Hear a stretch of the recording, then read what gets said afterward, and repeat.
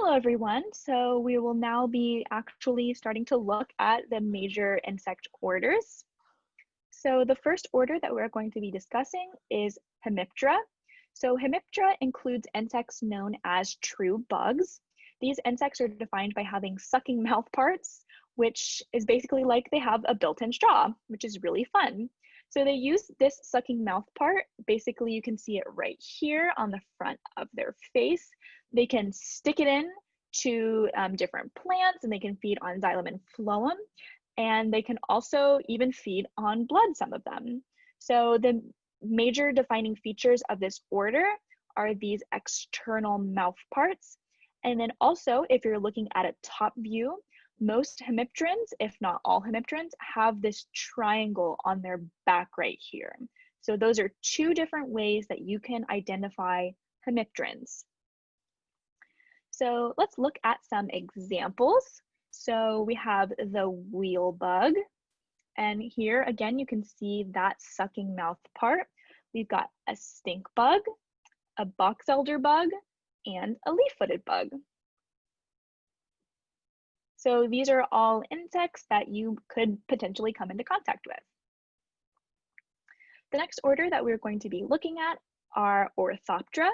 So the order of Orthoptera includes grasshoppers, crickets, locusts, and katydids.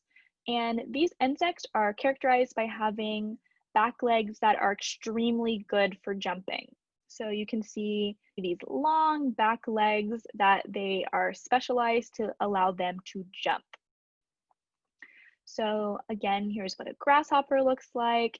Here's what a katydid looks like. Here's what a cricket looks like. And here's what a locust looks like. We're never gonna ask you to tell the difference between all of these things, but the defining feature that you should be able to notice, you should be able to look at an insect and say, that's Orthoptera, is based on these really big jumping back legs. And then the last order that we're going to be looking at in this video is Lepidoptera. And so Lepidoptera includes both butterflies and moths. They are characterized by having scaly wings. The main difference between butterflies and moths, one is that butterflies are typically active during the day, which is also known as diurnal, whereas moths are typically active at night, which is also known as nocturnal. However, this isn't always the truth, since some moths can be active during the day, some butterflies can be active at night, so you sometimes will have to look at other features.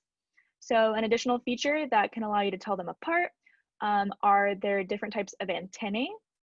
So moths typically have these antennae that look kind of like feathery, and they also could have these that kind of just look like threads, whereas butterflies have these antennae that are thin, but then come to a little bit of a club at the end. And additionally, moths typically might have a little bit of a fuzzier body. So here are a couple of different lepidopterans that you could potentially come in contact with because they can be found in Texas.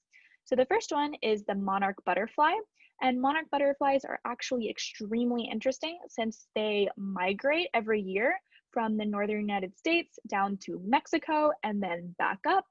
And so the monarch butterflies typically pass through Central Texas on their migration. We also have this Io moth. We can see it has this fuzzy body, this Luna moth, which has this fuzzy body, and it also has these feather-like antennae. And some moths have evolved to have these long back tails on the end of their wings, on their hind wings. And this is in order to throw off the echolocation of bats, since bats are typically predators of moths, since they both are out at night. And then this last butterfly we can see is a tiger swallowtail. And so this is the last order that we will be looking at in this video.